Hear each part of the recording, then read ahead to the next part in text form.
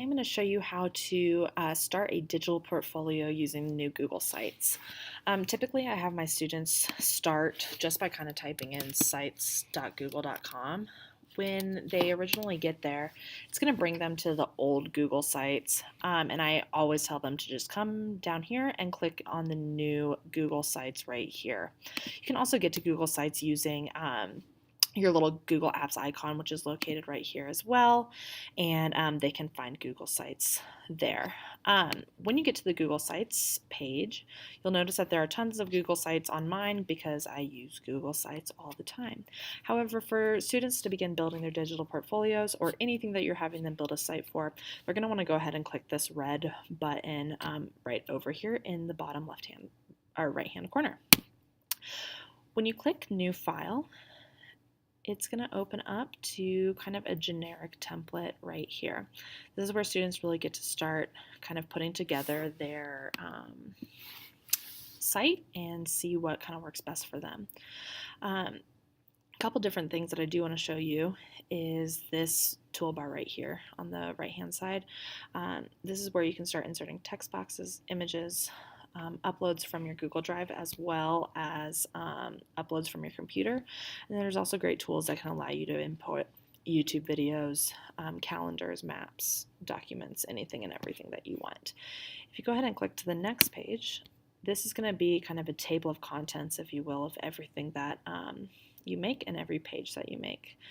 Once you start getting kind of the basic information in your Google site, then you can move on to the themes and kind of trick out your site to make it more personal and how you want to make it. So you can go ahead and title your Google site digital portfolio or anything that is professional. And I suggest just kind of playing around with what you want your portfolio to begin looking like. And this is where you can get kind of creative. As you're putting together your digital portfolio, you are going to be needing to put together new pages, whether you need a page specifically for your resume, a page maybe for things that you made freshman year,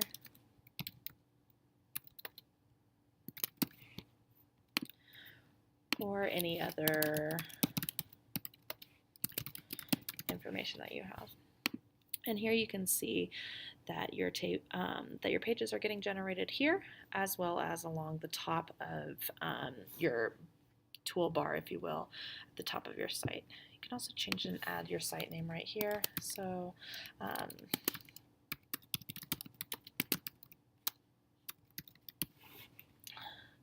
again, this is where you can really get creative. Google Sites is super user-friendly and a great way to kind of put together all of your information that you want to send out there. Now, one thing that I do want to talk about is how you publish your stuff, because I always have students that get confused or are unable to see their professional portfolio outside of school. So one thing that you're going to want to be able to do is when you click the publish button, you're going to put in a web address. So where do you want people to find it? And then down here is going to be the site that people will use. Now down here is really important. Right now it's auto defaulting to my school district, but if you wanted this to be able so that anyone can view it, you can do so by clicking this manage button right here. So if you click manage, then you can go ahead and change your view depending on who you want to see it, whether you want it to just be for specific people, anybody can find it, if you want to keep it to your district, or even just a private site just for you.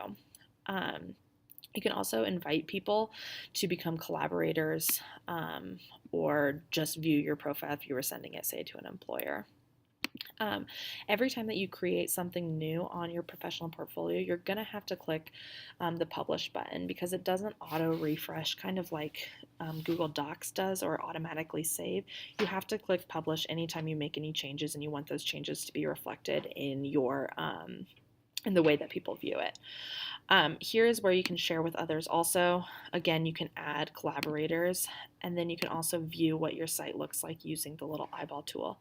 Down here is great too, because you can see how your site looks like if it was on a cell phone or on a very large screen as well. Google Sites is super user friendly, like I've said before, and the integration of your Google Drive is really great and able to kind of connect. One great thing about this is that it's all kind of in one place and it's easy to move around. However, if you are making your digital portfolio something that the outside people are going to be viewing, it's important to make sure that you set your permissions to anybody can view for your specific document. If you have any other questions, feel free to check out my own professional portfolio, and that would be sites.google.com/d49.org/Mulligan PDP. That link is going to bring you to my professional development portfolio, which looks similar to this. As you can see, I've included professional information, my educational philosophy, resume, sample student work, presentation, websites, as well as resources that allow me to access my information in my commonly used tools at school, at home, and anywhere. Professional digital portfolios have been one of the best decisions that I've made, and I think that students will get a lot out of them as well. Thanks so much.